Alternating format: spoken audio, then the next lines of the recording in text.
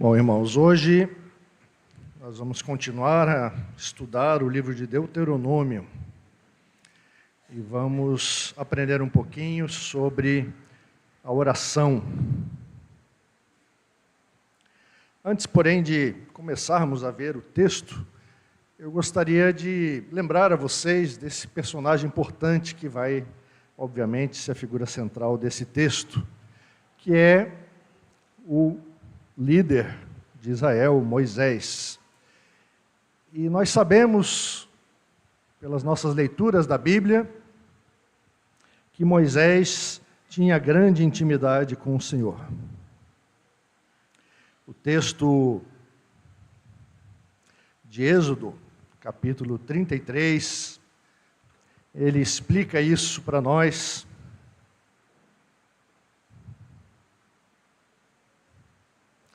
Falando assim: o Senhor falava com Moisés face a face, como quem fala com o seu amigo.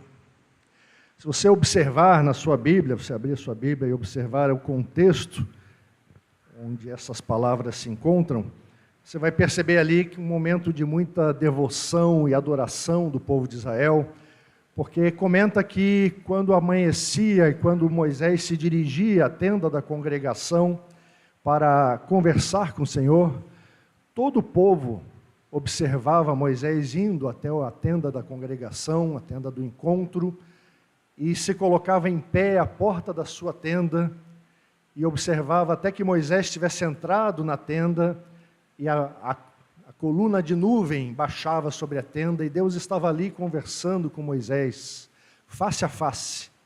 E todos eles adoravam ao Senhor, porque percebiam que realmente conseguiam ver alguma coisa acontecendo. Jesus falou que bem-aventurados somos nós que cremos sem ver tantas coisas de maneira palpável, mas eles viam, e eles adoravam a Deus, e Deus falava com Moisés ali face a face, como quem fala com o seu amigo.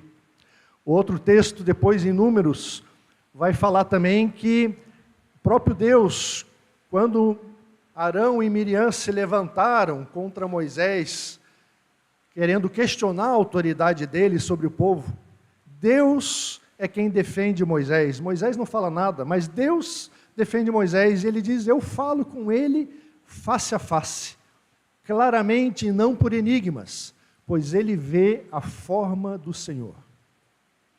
É Deus quem está declarando isso. Ele está dizendo: olha, Moisés, ele é meu amigo, eu falo com ele, eu converso com ele.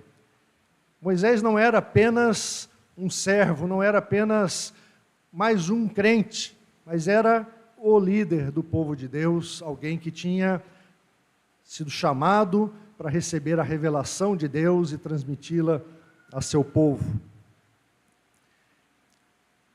E algumas das suas orações, algumas dessas conversas que ele teve com Deus, ficaram registradas na Bíblia. E é uma dessas que nós vamos estudar hoje. Ela está na última sessão desse trecho, o trecho de Deuteronômio 3, do 12 até o final do capítulo, que nós começamos a ver na última vez, que se estrutura em 4 partes, e agora nós chegamos na última parte, que não tínhamos coberto ainda. Vamos ler então o que diz esse texto. Você pode acompanhar na sua Bíblia, a partir aí do versículo 23 do capítulo 3 de Deuteronômio, ou ali pela tela também, Diz ali o texto: também eu nesse tempo implorei ao Senhor dizendo: ó Senhor Deus, já começaste a mostrar ao teu servo a tua grandeza e a tua mão poderosa. Pois que Deus há nos céus ou na terra que possa fazer as obras e os feitos poderosos que tu realizas? Peço-te que me deixes passar, para que eu veja essa boa terra que está do outro lado do Jordão, essa boa região montanhosa e o Líbano. Porém o Senhor estava indignado contra mim, por causa de vocês, e não me ouviu. Pelo contrário, ele me disse: basta, não me fales mais nisso. Suba ao alto do monte Pisga e levante os olhos para o oeste, para o norte, para o sul e para o leste, e contemple com seus próprios olhos, porque você não passará este Jordão. Dê ordens a Josué, anime-o e fortaleça-o, porque ele irá à frente desse povo e o fará possuir a terra que você apenas verá. Assim ficamos no vale diante de Bet-peor. Esse é o nosso texto para meditação hoje. Moisés foi convocado por Deus para essa grande obra, para trazer o povo do Egito, e você certamente deve ter ouvido essas histórias, deve ter lido as histórias sobre o livramento que Deus fez lá no Egito com as 10 pragas, com mão poderosa e braço estendido, e Moisés estava lá à frente de todos esses acontecimentos, e ele guiou o povo até o Sinai, lá ele recebeu os mandamentos de Deus, ele guiou o povo até a entrada da terra prometida, estava pronto para a conquista, mandou os espias, mas o povo se rebelou, não quis obedecer a Deus, e daí Deus disse que todos iriam sofrer a disciplina de andar 40 anos no deserto. E Moisés andou os 40 anos, e agora chegou o momento de estarem novamente à borda de Canaã, prontos para a conquista. Como será que Moisés avaliava a sua missão nesse fim de carreira? Você já pensou, já parou para pensar o que Moisés devia achar de tudo que estava acontecendo? Agora, no final de tudo, Moisés queria muito terminar aquilo que ele tinha começado. Ele foi chamado para tirar o povo do Egito, e Deus tinha dito que levaria o povo até a terra prometida. E Moisés estava certo que era ele que iria fazer tudo isso. E por isso Moisés implorou, nós vimos ali no versículo 23, ele implorou ao Senhor, porque ele queria muito a entrada na terra prometida. Ele queria completar a sua carreira, a carreira da fé, combati o bom combate e levei todos até a terra prometida. Mas, como nós lemos no texto, Deus disse não. O que nós podemos aprender com esse texto, com essa oração de Moisés? Como é que nós podemos aprender a nos relacionar melhor com Deus a partir desse exemplo que Ele nos deixou? Em primeiro lugar, irmãos, nós temos que aprender algumas partes da oração, algumas peculiaridades do nosso relacionamento com Deus, e com certeza, a primeira parte com que toda oração bíblica começa é a parte da invocação. Nós precisamos invocar a Deus com reverência e com intimidade. E na sua invocação, ali no versículo 24, Moisés expressa implicitamente o poder divino ao falar da grandeza de Deus, a tua grandeza, a tua mão poderosa. E também a posição de submissão humana, porque ele fala ali, começaste a mostrar ao teu servo. Então Moisés ao mesmo tempo se humilha, se colocando na posição de servo, e exalta o Senhor Deus, porque o chama de Senhor e fala do seu grande poder.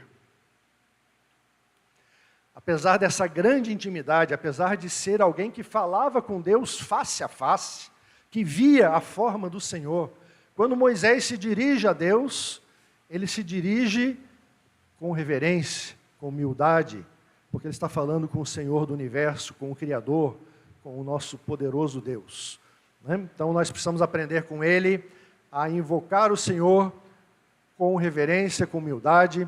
É uma atitude essencial, até mesmo na vida prática. Sempre que você vai falar com alguém poderoso, alguém importante, é de bom tom você expressar a humildade, expressar o seu lugar, se você quer pedir alguma coisa, não é isso? Então, quando a gente se achega ao trono de Deus, não existe outra atitude que a gente possa expressar, senão a atitude de humildade, de reconhecimento do nosso lugar, da nossa pequenez. Mas Moisés vai além disso também, ele reconhece a sua intimidade com Deus, porque ele usa o nome pessoal de Deus. Nós não percebemos isso tão facilmente nas versões que usamos, na nossa tradução Almeida, ela substituiu o tetagrama, o nome pessoal de Deus, Javé, ou Yavé, pela palavra Senhor. E se você não sabia disso, aprenda, sempre que você vê na sua Bíblia Almeida a palavra Senhor, escrita em caixa alta, ela está representando o tetagrama, o nome pessoal de Deus, Javé. Quando Senhor, apenas com a primeira letra, apenas o S maiúsculo e as outras em minúscula, são outras palavras do hebraico que são traduzidas, não é o nome pessoal de Deus. Mas por respeito, há uma tradição, né, que vem já dos judeus e os cristãos preservaram, de não colocar ali o nome de Deus, mas substituir pela palavra Senhor. E esse é o nome especial, o nome Javé, o nome que Deus, o próprio Deus, revelou para Moisés. Lá em Êxodo 3, quando Deus estava chamando Moisés, ele diz para ele: eu sou Javé, o Senhor. Apareci a Abraão, a Isaque e Jacó como Deus Todo-Poderoso, o El Shaddai. Mas pelo meu nome, o Senhor, ou seja, Javé, não lhes fui conhecido. E também estabeleci a minha aliança com eles. Não sei se você já tinha notado esse texto na sua leitura bíblica, mas é um texto interessante que mostra que os patriarcas, eles conheciam o Senhor, mas não pelo seu nome Javé. Deus só revelou esse nome depois para Moisés. Eles o conheciam como o Deus Todo-Poderoso, como o escudo de Abraão, como, né, o Deus pessoal dos patriarcas. Eles tinham um relacionamento intenso e pessoal com o Senhor, mas Deus não tinha ainda revelado o seu nome pessoal, que ele revelou para Moisés, e que é um nome que tem a ver, como esse texto também indica, tem a ver com a aliança que ele fez com os patriarcas e com o seu povo. Então, sempre que aparece o nome Javé na Bíblia, o nome traduzido ali na Almeida, né, como o Senhor, nós temos uma indicação de que está se falando com o Deus da aliança, o Deus que escolheu um povo e o chamou para cumprir uma tarefa diante das nações. Né? Então, Moisés, ele se dirige a Deus com respeito e com temor, mas ele também se dirige a Deus com intimidade e com confiança. E nós também fomos chamados a ter esse tipo de intimidade com o Senhor, porque Jesus fala, né, lá em João 15, que ele também tem nos chamado de amigos. Não apenas Moisés era amigo de Deus, mas Jesus tem chamado a cada um de nós para nós sermos os seus amigos, porque ele diz: porque tudo que eu ouvi de meu Pai, eu lhes dei a conhecer. Então, nós temos também um relacionamento de intimidade com o Senhor, e por isso Jesus nos ensinou a oração do Pai Nosso, porque nós podemos nos achegar ao Deus Todo-Poderoso e expressarmos esse nosso desejo, essa nossa relação com Ele, com a palavra Pai. Nós podemos chamar o Deus Todo-Poderoso, Criador do Universo, de Pai. Mas nós não esquecemos a reverência e humildade, porque logo em seguida, na oração do Pai Nosso, nós já falamos: santificado seja o teu nome. Então nós precisamos, no momento da oração, uma oração que é eficaz, uma oração que segue esse modelo de Moisés, nós precisamos aprender a invocar a Deus com reverência, mas também com intimidade. Uma segunda coisa que nós aprendemos com essa oração de Moisés é que nós devemos também louvar a Deus com gratidão. Logo em seguida da invocação, Moisés fala lá no versículo 24: já começaste a mostrar ao teu servo a tua grandeza e a tua mão poderosa, pois que Deus há nos céus ou na terra que possa fazer as obras e os feitos poderosos que tu realizas. É bastante comum nas orações bíblicas uma descrição dos atributos e dos feitos divinos logo após a invocação. E a gente vê isso tanto nos Salmos, como em vários outros textos, como alguns apresentados ali, mesmo na época apostólica. Nós começamos a invocação ao Senhor, nós o adoramos, nós expressamos a nossa reverência, a nossa intimidade, mas também nós começamos a enumerar os seus feitos, a louvá-lo por aquilo que ele tem feito por nós. E se você olhar cinicamente ou ceticamente, isso pode até parecer uma bajulação. Quando você vai encontrar aí uma pessoa muito importante e você começa a falar de tudo que ela fez de importante, porque você quer ganhar o favor dela, você quer ficar de um lado mais agradável, né? Você quer que a pessoa se sinta bem, então você fica ali bajulando a pessoa para poder ganhar um favor. Mas não é esse o caso aqui na Bíblia. Primeiro porque Deus não pode ser bajulado, não pode ser barganhado, e nós não vamos ganhar o favor dele porque estamos falando coisas para ele que não são a expressão da verdade. Mas a Bíblia nos ensina que é necessário desenvolvermos essa atitude de gratidão e de reconhecimento. Nós precisamos exercitar no nosso coração. Então, quando invocamos o Senhor, nós precisamos logo depois aprender a louvá-lo pelos seus grandes feitos, louvá-lo por quem Ele é, porque é isso que vai gerar em nós essa gratidão no coração. É isso que o Salmo 150 começa a fazer ali nos primeiros versículos. Ele diz que deve-se louvar a Deus pelos seus feitos poderosos, louvá-lo segundo a imensidão de sua grandeza. Né? Então, tanto os atributos, as características de Deus, aquilo que Deus tem feito por nós, aquilo que Deus é, são motivo de nosso louvor. E Moisés complementa aquela exaltação inicial que ele faz com uma pergunta retórica. Né? Como já tínhamos lido, ele salienta a singularidade de Javé. Ele fala: Deus, apenas você, Javé, nosso Senhor, só você é assim em toda a terra. Quem pode ter feito essas obras e esses feitos poderosos? Fica implícita aqui a comparação com tudo mais que existe no universo, porque ele está falando que Deus há nos céus e na terra. Não existe outro ser espiritual, outra entidade que possa agir como o nosso Deus age. E Moisés está ali fazendo essa afirmação da singularidade, da incomparabilidade de Javé. E isso acontece em muitos e muitos textos, quando você vai ver o louvor de Israel, você vai ver a oração de Israel, e também no Novo Testamento, você vai perceber que esse é um motivo central, é um elemento vital da adoração e da oração do povo de Deus. Então precisamos aprender com o povo de Deus a louvar com gratidão, porque diante do confronto iminente que Israel teria logo ali com vários povos, que teriam vários deuses, o povo de Deus precisava ter essa certeza de que o Senhor Deus, Javé, Ele é o único Deus, está acima de todos.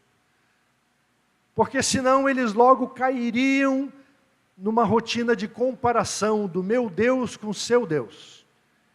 E ali em Canaã havia muitos povos e cada um deles tinha um Deus diferente. E os deuses eram adorados de muitas maneiras. E Deus, o nosso Deus, o Deus verdadeiro, tinha se revelado por meio de Moisés para que ele levasse esse povo a ser um povo santo, um povo exclusivo, um povo de sacerdotes que iria revelar o caráter de Deus e a graça de Deus a todas as nações. Então esse povo não podia se misturar com as outras nações, não podia ficar em dúvida com relação a qual Deus era o mais importante.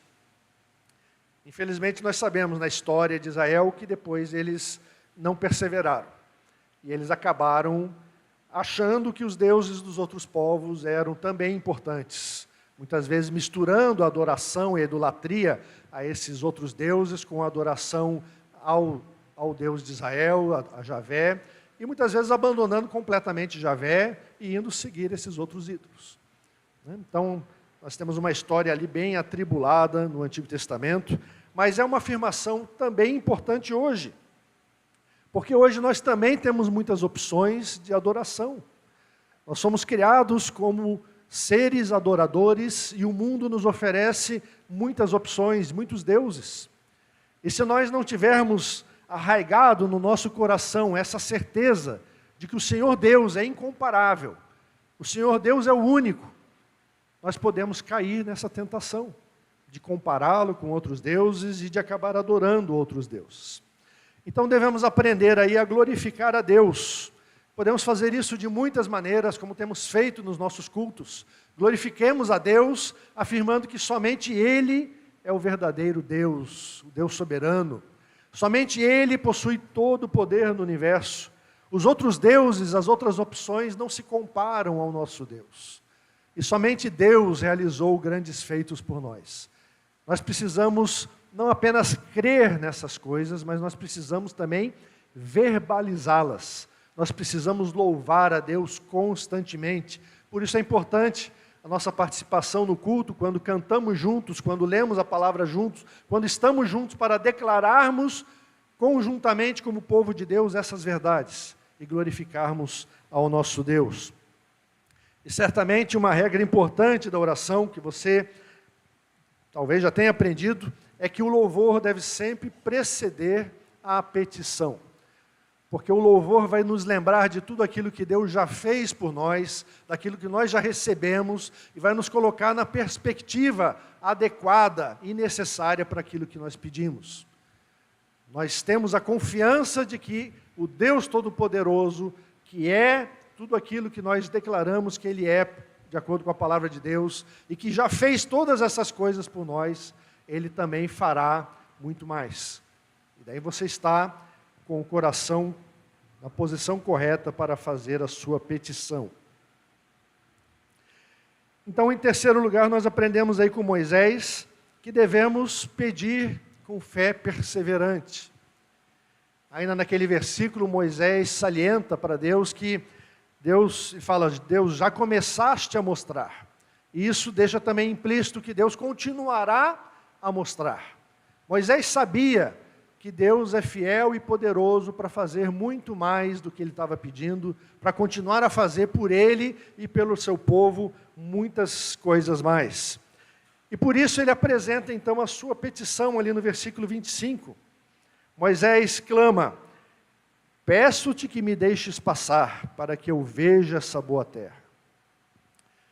Fica saliente, fica claro esse desejo que Moisés tinha. Moisés queria entrar na terra, ele queria cumprir a sua carreira, ele queria experimentar essa terra da qual ele passou tantos anos falando, como alvo para todo o povo, como alvo para a sua própria vida. E ele queria experimentar a terra prometida, e por isso ele faz essa petição para Deus. E o texto faz um trocadilho, aqui quando Moisés descreve a reação de Deus, porque Moisés está falando aí, peço-te que me deixes passar, né? Deixa-me atravessar, e o texto usa praticamente a mesma verbo, a mesma raiz verbal, para dizer que Deus, na verdade, ficou atravessado com ele. Deus ficou irado, Deus se desagradou dessa petição.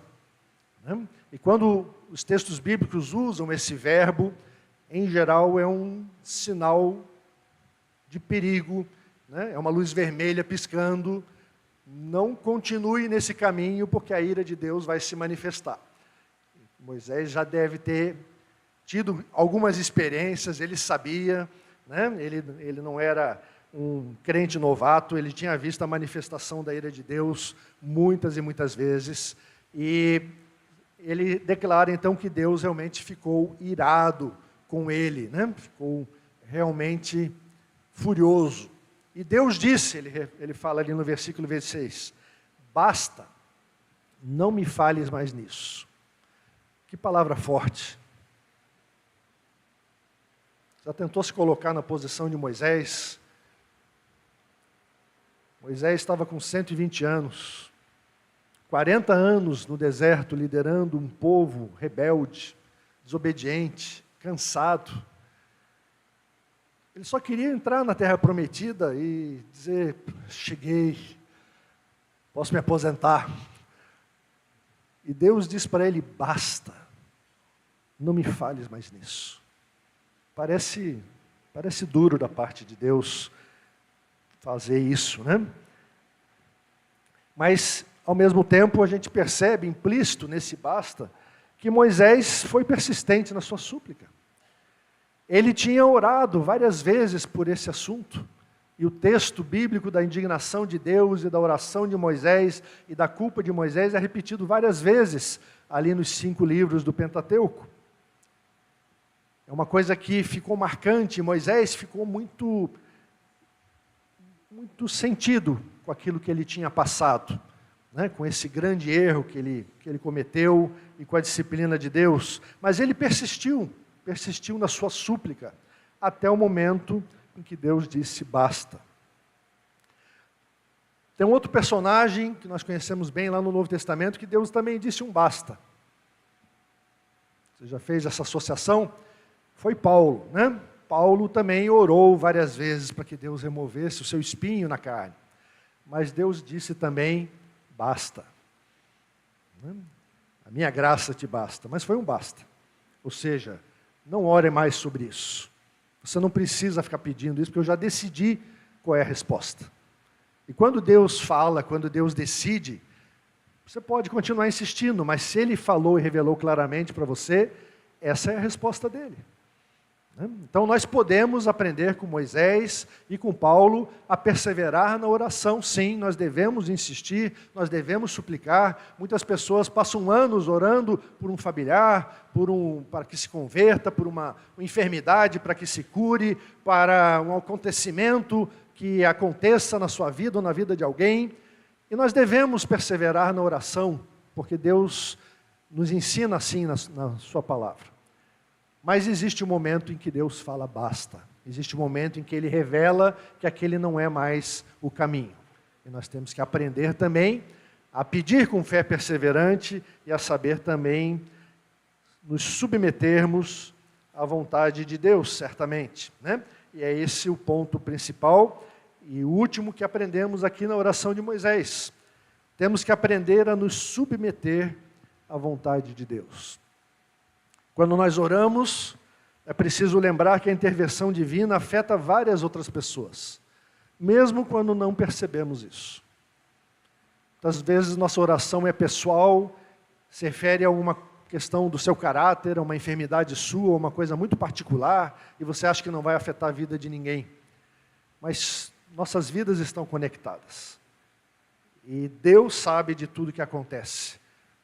Então Ele sabe quando Ele pode atender ou ir numa direção e atender o nosso pedido ou não. Nesse caso específico de Moisés, havia vários lados para serem considerados. O que era melhor para o próprio Moisés, o que era melhor para Josué, o que era melhor para o povo todo de Deus e o que mais agradava a Deus. Então vamos assim considerar rapidamente alguns desses pontos para vermos como que a vontade de Deus é sempre soberana e nós devemos nos submeter a ela. Então, como eu comentei, Moisés estava no final de carreira, estava com 120 anos, mas lá no capítulo 34 de Deuteronômio fala que ele ainda estava cheio de vigor. Era um velhinho, como diz lá no Nordeste, né, arretado. Não é isso? Um velhinho firme, um velho que estava cheio de energia. Não sei se nós chegaremos aos 120 anos com todo esse vigor. Eu estou bem longe dali, já estou sentindo uma diminuição razoável de vigor. Mas Moisés estava firme. E ele queria terminar a carreira, ele queria levar o povo até a terra prometida.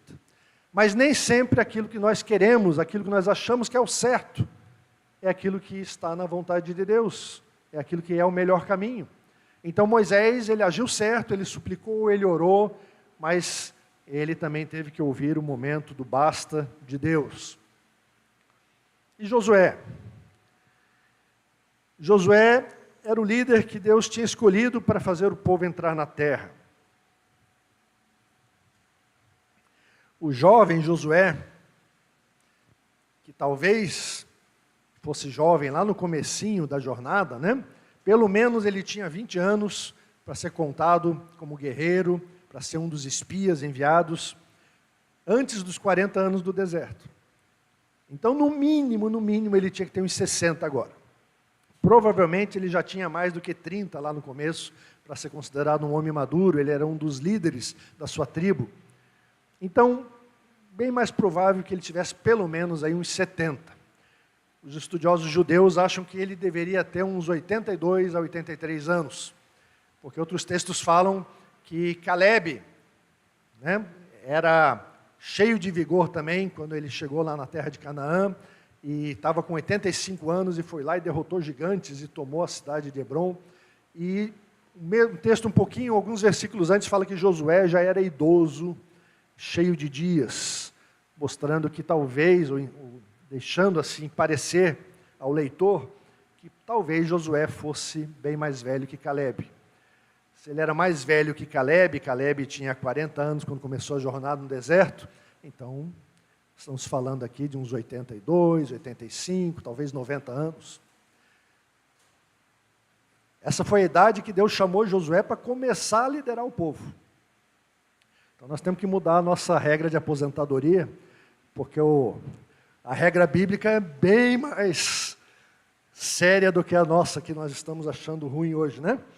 Que Deus começa a chamar esse pessoal, chamou Moisés com 80, botou Caleb para guerrear gigante com 85, chamou Josué aí com uma certa idade. Então Deus chamou o jovem de 70 anos, e era hora então de Moisés passar o bastão. Isso nós vimos ali no versículo 28 do texto, né? Deus fala para Moisés que ele deveria então encorajar o Josué e dar ordens de fortalecer, porque era Josué que iria fazer o povo possuir a terra. Então Deus fala essas coisas para Moisés, porque assim ele tinha determinado. Mas também pelo lado de Israel, nós devemos entender que essa indignação de Deus com Moisés, que é repetida várias vezes no livro, ela é um lembrete da santidade do Senhor. Se até mesmo Moisés, o amigo de Deus que falava face a face com o próprio Senhor, recebeu a disciplina e a punição de Deus, então nós devemos tremer diante do Senhor, porque o nosso Deus é santo, o nosso Deus, Ele quer a nossa companhia, nos chama à sua intimidade, mas essa intimidade tem as suas regras, tem a sua reverência, e nós devemos então desenvolver o temor do Senhor. E Moisés teve um momento de desonra a Deus, que você pode ler depois lá em Números 20, né? E ele foi punido, e Deus disse que ele e Arão não entrariam na terra prometida. E Deus manteve a sua palavra, e por mais que Moisés então insistisse, Deus não permitiu que ele entrasse na terra prometida. Finalmente temos que considerar também a vontade divina, porque é o Senhor Deus, é Javé quem determina tudo aquilo que acontece na vida dos seus servos. E alguns estudiosos sugerem que talvez houvesse aí um propósito muito maior, que nós só fomos perceber lá no Novo Testamento.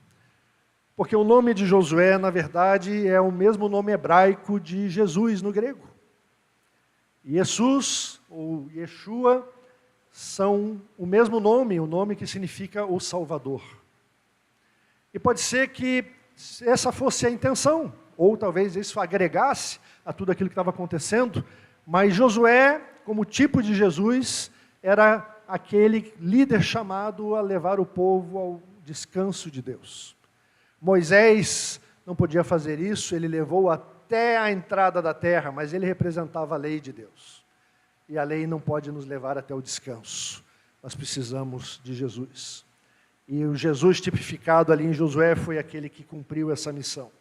Então, todas essas coisas consideradas, que são algumas hipóteses, algumas considerações a partir do texto bíblico, nos mostra que a vontade de Deus seria feita e que Moisés não poderia, então, entrar na terra prometida. Mas o que é que nós aprendemos com a súplica de Moisés? Moisés pediu, e Moisés recebeu um não. Mas Moisés também recebeu um sim. Porque o nosso Deus é gracioso. E Deus respondeu para Moisés com um sim e com um não. Moisés não podia entrar na terra, mas nós lemos ali nos últimos versículos que Deus disse: sobe a esse monte, porque você quer ver a terra, eu vou deixar você ver a terra. E Deus atendeu o desejo do coração de Moisés de ver a terra.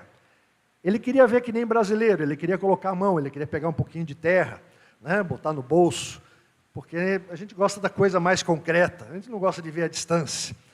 Mas ele teve que se contentar com aquilo que Deus concedeu a ele. Ele suplicou, ele implorou, ele orou, e ele aceitou a recusa de Deus, aceitou a graça concedida. Como Deus tinha falado para Paulo, falará, né, no futuro da história bíblica, a minha graça te basta. E Moisés, na verdade, ele só foi pisar na terra prometida lá em Mateus 17. quando ele apareceu no Monte da Transfiguração, junto com Elias, para conversar com Jesus. E os três estavam batendo um papinho lá no Monte da Transfiguração, e os discípulos disseram, vamos armar umas tendas para a gente passar a noite.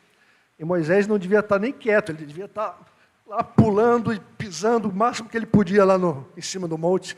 Cheguei, agora estou eu aqui. Né?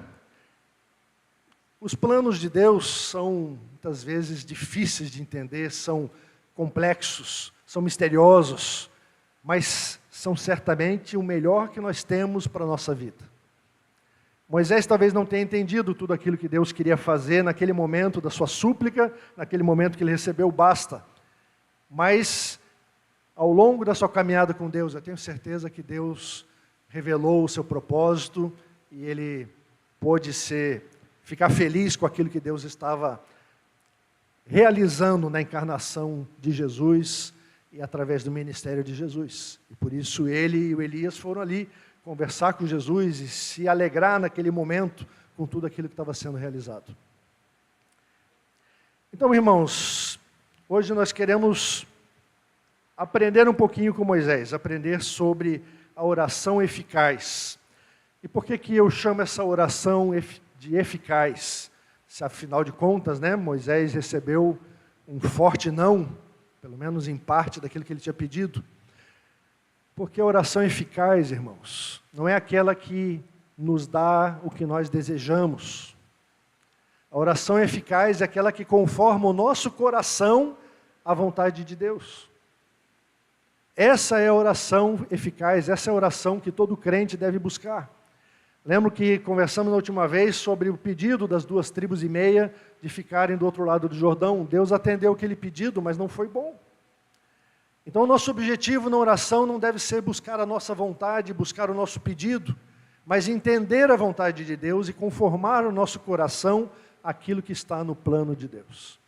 Essa é a oração eficaz, a que eu conclamo os irmãos a orarem e aprenderem com Moisés. Então, a invocar a Deus com reverência e com intimidade, a louvá-lo com gratidão, a pedir com fé perseverante, e a se submeter à vontade do nosso Deus. Amém?